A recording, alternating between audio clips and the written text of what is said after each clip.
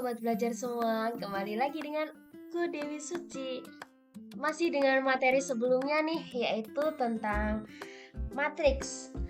Di sini untuk poin yang akan kita bahas bersama adalah poin pada 1.5 dengan operasi matriks dan 1.6 definisi lebih lanjut. Untuk yang pertama adalah 1.5 yaitu operasi matriks dalam buku Classical Dynamics of Particle and System. Untuk operasi matriks ini, matriks A diberikan contoh nih, diberikan penjelasan dalam buku tersebut, yaitu matriks A yang diberikan pada persamaan 1.9 memiliki jumlah baris dan kolom yang sama, dan oleh karena itu disebut matriks persegi. Sebuah matriks tidak harus berbentuk persegi, bahkan koordinat sebuah titik dapat dituliskan sebagai matriks kolom. Jadi di sini pada operasi matriks itu membahas tentang matriks baris dan matriks kolom. Teman-teman semua pasti sudah paham nih apa itu yang dimaksud dengan matriks baris dan apa itu yang dimaksud dengan matriks kolom. Kalau di 1.17a nih teman-teman, yaitu bisa teman-teman lihat bahwa X sama dengan dalam kurung X1, X2, X3 dan X sama dengan X1, X2, X3. Posisinya memang sangat berbeda. Teman-teman pasti sudah tahu yang di 1.17a ini adalah matriks kolom.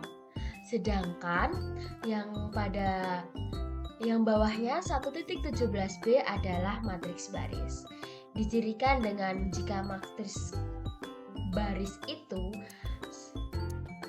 tidak ke bawah tapi menyamping ya teman-teman, dan matriks kolom itu ke bawah. Sekarang kita harus membuat aturan untuk mengalihkan dua matriks. Aturan ini harus konsisten nih teman-teman dengan persamaan 1.7 dan 1.8 ketika kita memilih untuk mengekspresikan X1 dan X2 dalam bentuk matriks. Mari kita ambil matriks kolom untuk koordinatnya. Maka kita akan mendapatkan ekspresi yang setara. Jadi untuk seperti ini kan ada matriks baris dan matriks kolom. Di sini di operasi matriks itu kita menjelaskan bagaimana jika mengalihkan matriks baris dan matriks kolom. Syaratnya harus jumlahnya sama ya teman-teman. Jadi hasilnya sekian. Untuk persamaan 1.18 sampai AD secara lengkap menentukan operasi perkalian matriks untuk matriks 3 baris dan 3 kolom, beroperasi pada matriks 3 baris dan 1 kolom. Agar konsisten nih teman-teman dengan konvensi matriks standar, kita memilih X dan X aksen sebagai matriks kolom. Perkalian jenis yang ditunjukkan pada persamaan 1.18c tidak didefinisikan jika X dan X aksen adalah matriks baris. Perkalian matriks A dan matriks B didefinisikan hanya jika jumlah kolom A sama dengan jumlah baris B. Jumlah baris A dan jumlah kolom B adalah sembarang. Jadi posisinya itu harus sama ya teman-teman ya, jangan beda. Oke, next. Sebagai contoh nih, misalkan dua matriks A dan B ini akan dikalikan.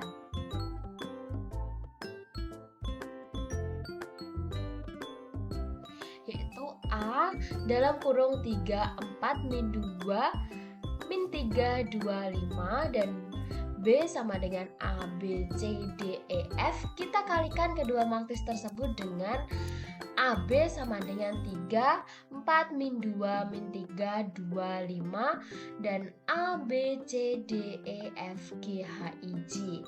Hasil perkalian dari kedua matriks tersebut adalah C sama dengan AB sama dengan 3A, 4A, min 2D, min 3D, dan sekian. Untuk mendapatkan elemen C pada baris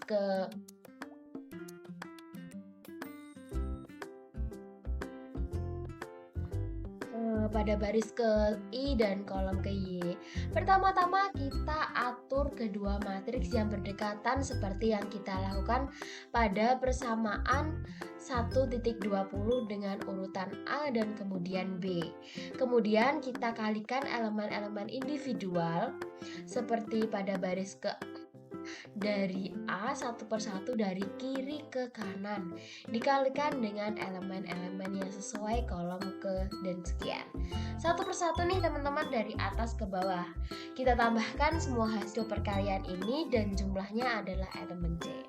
Sekarang lebih mudah untuk melihat mengapa sebuah matriks A dengan baris dan n kolom harus dikalikan dengan matriks B dengan n baris dan sejumlah kolom. Katakanlah P hasilnya adalah sebuah matriks C dengan M baris dan P pada kolom. Jadi, cara menghitungnya adalah kita harus urut nih dari atas ke bawah satu persatu ya teman-teman ya. Oke, mungkin syaratnya itu harus dari yang dikalikan dengan yang mau dikalikan itu harus sama jumlahnya ya teman-teman ya. Oke, next. Nah, di sini ada contohnya nih pada buku Classical Dynamics of Particle and System. Di sini terdapat example 1.2 dan contoh 1.3. Find the product of AB of the two matrices listed below. Yaitu tunjukkan bahwa perkalian matriks A dan B pada contoh ini tidak bersifat komutatif. Jadi kita bisa membuktikan seperti contoh yang sudah kita bahas tadi di sebelumnya. Jadi jika A dikali B ini tuh hasilnya berapa? Jadi jumlahnya itu harus sama nih ya teman-teman ya. Jadi jumlahnya dapat sekian. Dan contoh pada 1.3 adalah tidak bersifat komutatif nih. Kita lihat aja, kita hitung aja caranya seperti yang tadi. Syaratnya itu harus antara yang mau dikali dan dikalikan itu jumlahnya harus seimbang atau sama ya teman-teman ya. Oke, gampang banget nih. Kita next ke poin selanjutnya. Untuk poin selanjutnya di buku Classical Dynamics of Particle and System adalah di poin 1.6, yaitu definisi lebih lanjut.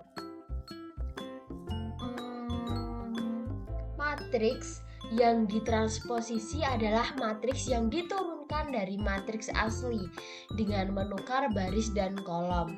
Kami menotasikan transport matriks A dengan A aksen. Menurut definisi tersebut kita memiliki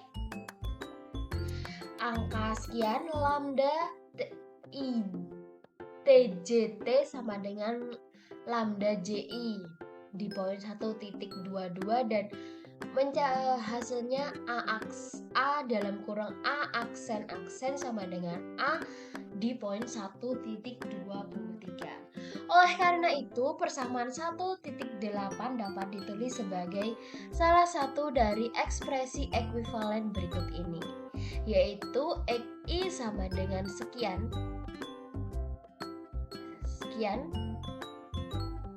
mencapai hasil seperti ini. Bisa kita pahami ya teman-teman ya, caranya itu kita dari atas ke bawah, dari kiri ke kanan secara urut. Oke, untuk selanjutnya adalah matriks identitas adalah matriks yang ketika dikalikan dengan matriks lain, matriks tersebut tidak terpengaruh dengan demikian. Jadi maksudnya ini adalah jika dikalikan itu tidak mempengaruhi ya teman-teman ya. Jadi hasilnya seperti ini. Jadi mari kita pertimbangkan matriks rotasi ortogonal A untuk kasus 2 dimensi berikut ini. yaitu ada lambda sama dengan dalam kurung lambda 11, lambda 12, lambda 21, dan lambda 22 mencapai hasil sekian di poin 1.26. Sekian ya teman-teman. Caranya itu seperti tadi, kita dari posnya harus sama, dari kiri ke kanan harus urut ya teman-teman. Nah, yang paling penting nih teman-teman, inverse dari sebuah matriks didefinisikan sebagai matriks yang jika dikalikan dengan matriks aslinya akan menghasilkan matriks identitas.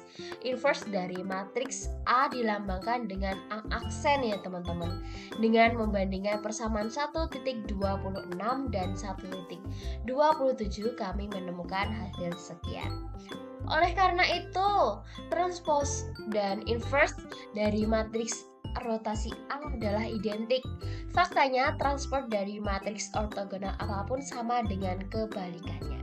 Untuk meringkas beberapa aturan aljabar matriks, yang pertama ada perkalian matriks tidak bersifat komutatif secara umum. Dijelaskan pada poin 1.29a. Kasus khusus dari perkalian matriks dan inverse-nya adalah komutatif jika di poin 1.29 sudah dijelaskan. Matriks identitas selalu berubah-ubah nih teman-teman, yang dirumuskan di poin 1.29c. Untuk yang poin yang kedua adalah perkalian matriks bersifat asosiatif, yaitu dalam kurung ABC sama dengan A dalam kurung BC. Yang poin ketiga adalah penjumlahan matriks dilakukan dengan menambahkan elemen-elemen yang sesuai dua matriks. Komponen C dari penjumlahan C sama dengan A plus B adalah sekian. Penjumlahan didefinisikan hanya jika A dan B memiliki dimensi yang sama.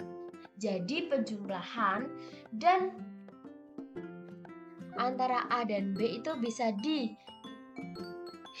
jika memiliki definisi yang sama ya teman-teman. Jadi untuk di episode kali ini yaitu mengenai tentang operasi matriks dan definisi lebih lanjut dari matriks. Oke, sangat mudah ya sobat belajar semua. Oke, materi selanjutnya akan kakak jelaskan di chapter berikutnya. Jangan lupa ikuti terus, stay tune. Dadah.